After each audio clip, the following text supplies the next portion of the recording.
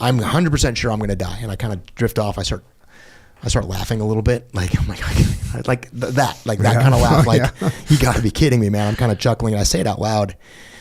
As it shifts to my left arm, the bullets, you could feel it shift up maybe 2 or 3 feet. And what I equate, if you can picture how far away these guys probably were shooting at us, the guy holding the machine gun, like, probably leaned back like 2 or 3 inches, and it raised the trajectory of the bullet a foot or two based on the distance, went up directly over my head, and then started hitting the dirt to my right.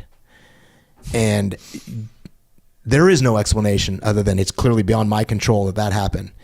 And I looked at Mo, he kind of looks at me, I look up at Doc, and I'm like, we both got up and ran the probably 20, 30 feet that was there, dove into this ditch.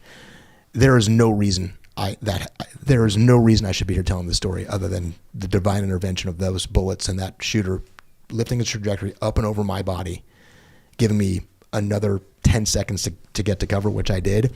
By the time I'm in the ditch, I'm laying on my back, Mo's on top of me, we're like bear hugging each other, bullets going directly over the top of him, missing him by, a foot or so. That time frame window I can't account for other than beyond my control, man.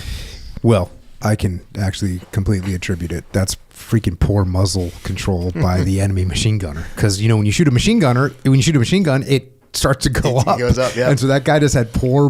And even when you're a really good machine gunner, it's like you lean into it, but it's really hard, even for the best machine gunner, to keep that thing like completely dialed.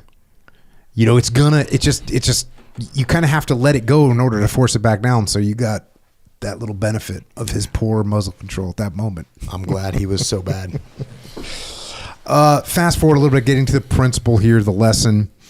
We need to lead. Even when circumstances feel completely beyond our control, we still must act. Only then will we be positioned to exert our influence, which will drive us closer to determining the outcome. By leading, we can overcome the feeling of victimization and instead understand the range of options within our power. By taking control of our preparation, reaction, and response to problems, we become a leader. When we reframe our mindset and see situations through the lens of leadership, we understand that things don't have to remain as they are. We can anticipate the challenges we may face, assess what our options are to solve them, and then take action and execute. It can be scary to accept the responsibility of leadership because our actions or inaction may endanger others and worsen the situation. But good leaders, those who choose to step up and act, are rewarded with the most critical component, the solution. Yeah, and we were recently talking about this fact that you say that, hey, things don't have to remain as they are. And there are things that are going to remain as they are.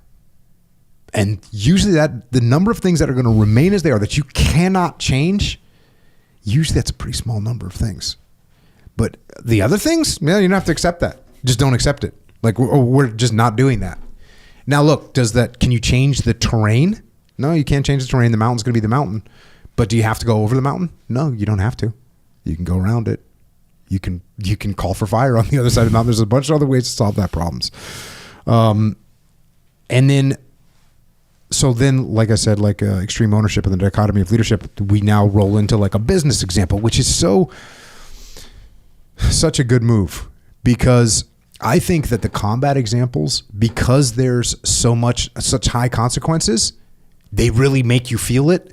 But then the business examples allow people to get the context that applies closer to their world so they can see it more clearly. So they feel it from the combat example, but they see it in their own world from the business example, which is a pretty epic way to convey a principle.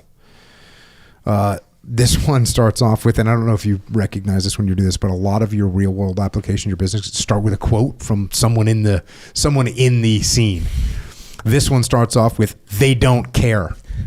And it's just classic. You talk to some leader and they're like, "Oh, what's going on with your team?" "They don't care." Yeah. "Well, what's wrong with you?" "Oh, they don't care." It's just a classic quote to start off with. And I'm sure there's millions of people that read this are going, oh yeah, I know exactly who he's talking about. Fast forward a little bit. I was working with a utilities company based in the Midwest that had hired us to train their team. They were sizable, had a good reputation by industry standards.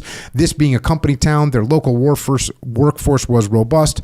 Many employees were second and third generation, and some had been with the company for decades. These were hardworking folks doing unappreciated work that literally kept the lights on. Over the past 3 years, accident rates had started to creep up. It was an unsettling shift after the previous 10 years had been the safest on record. Senior management noticed the unfortunate trend and wanted to stop it before it got worse than the recent near-fatal incident that had occurred.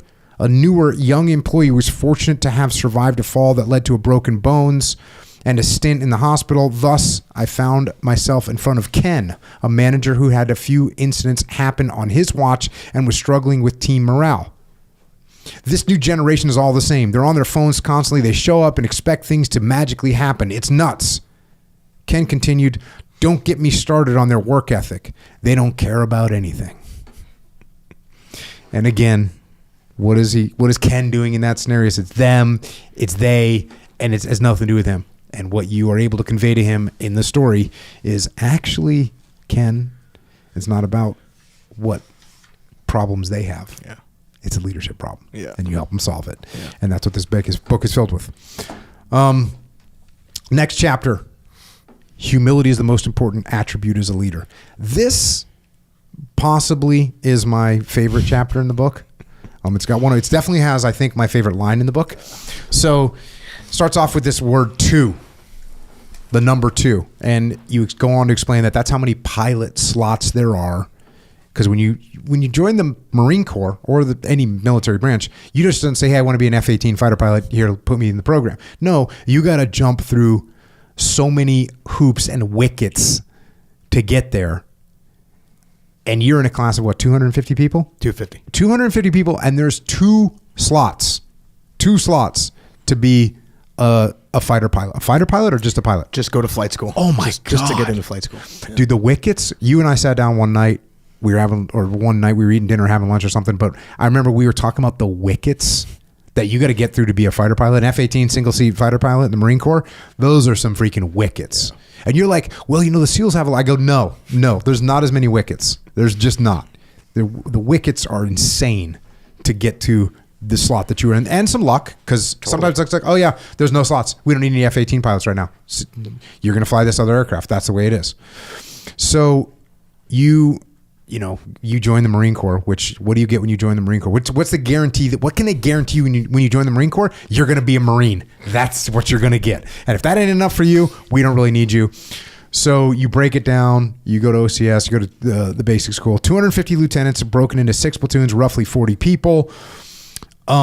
There's some people that have, I guess they have like a flight contract. Yep. So they get guaranteed, hey, you're going to be a Marine and you're going to be a pilot of some kind. You're going to at least go to flight school. Oh, that's right. You're at least going to get a flight school. Yeah. That's kind of like my contract to join the Navy was you're going to get, you're not going to be a SEAL. It wasn't even you're going to go to BUDS. It was a contract guarantee that you're going to get to take the test to go to BUDS. Yes. That was the guarantee. That doesn't mean shit, by the way. That's what that is.